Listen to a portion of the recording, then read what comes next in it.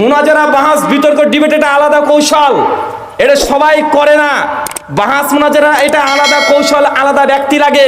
আরে আমরা বাহাস মুনাজারা বিতর্ক করি। কয়েকদিন আগে ভারত থেকে এক লোক আসছে, তার নাম নাকি ব্রাদার রাহুল। আমি হতবাক হয়ে গেলাম। মুফতি লুৎফুর রহমান ফারাইজি সাহেব হুজুরের সাথেও আমার কথা হয়েছে। বিভিন্ন জায়গায় ফারাইজি সাহেবের এলাকায় বয়ান করতে গেছে, যাইয়া ওনাকে খুঁজতেছে বাহাসের জন্য। এই ধরনের ফালতু লোকগুলো সম্পর্কে বাহাসের কথা বললে আমাদের অত্যন্ত শরম লাগে। এই ব্রাদার রাহুল সাহেবকে নিয়ে গোটা বাংলাদেশের আহলে হাদিস বন্ধুরা তারা যেই মাথাটা মাতলো, সব বড় বড় শায়েখদেরকে মুহাদ্দিসিনে কেরামকে চ্যালেঞ্জ করে বেড়ালো।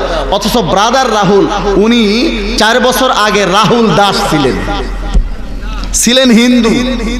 4 বছরে মুসলমান হয়েছে, ইন্ডিয়াতে বাড়িটা, এই পশ্চিমবাংলায় বাড়ি। 4 বছর আগে মুসলমান হয়েছে।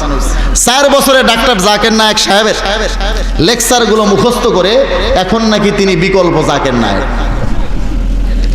এখন আসছে, আমি এদের এই সমস্ত কথাবার্তা শুনে একজনকে বললাম যে ভাই আমাকে একটু এর লেকচার শোনান দেখি। ব্রাদার রাহুলের লেকচার একটু শুনি। লেকচার শোনার পরে আমার যা মনে হয়েছে, তার সাথে বাহাসার মুনাজারা করার জন্য আমাদের মক্তবের তালেবে ইলম যথেষ্ট।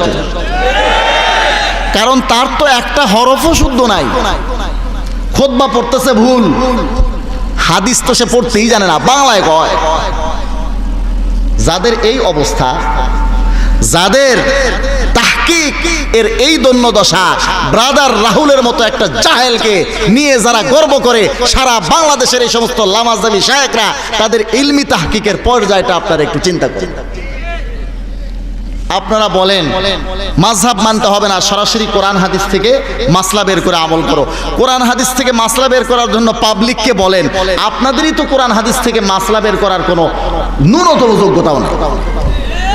আমি বহু জায়গাতে চ্যালেঞ্জ করেছি, নামাজের ফরজ, ওয়াজিব, সুন্নত এগুলো যদি ওনারা কিতাব হাদিস থেকে আর কোরআন থেকে সরাসরি বের করে দিতে পারে, আমি সমস্ত মাসলার মধ্যে ওনাদের কথা মেনে নেব। পারবেন না ইনশাআল্লাহ। নামাজের একটা মাসলা, প্রথম মাসলা, ওযুর প্রথম মাসলা, সারা বাংলাদেশে চ্যালেঞ্জ করছি আমি আমাদের এই সমস্ত বন্ধুদেরকে, যে আপনারা একটু কিতাব থেকে সরাসরি হাদিস থেকে নাইলে কোরআনের কোনো আয়াত থেকে প্রমাণ করবেন ওযুর প্রথম মাসলা, নামাজের প্রথম মাসলা। আমি সব মাসলাতে আপনাদের কথা মেনে নেব। আজকেও বলবো মাসলা এটা আপনাদেরকে। ওনাদের কাছ থেকে হাদিস চাবেন, যে সরাসরি হাদিস দেন, কোরআনের আয়াত দেন। মাযহাব তো আমরা মানবো না। কোরআন আর হাদিস থেকে যদি আমি সব সমস্যার সমাধান পেয়ে যাই, মাযহাবের কোনো দরকার আছে?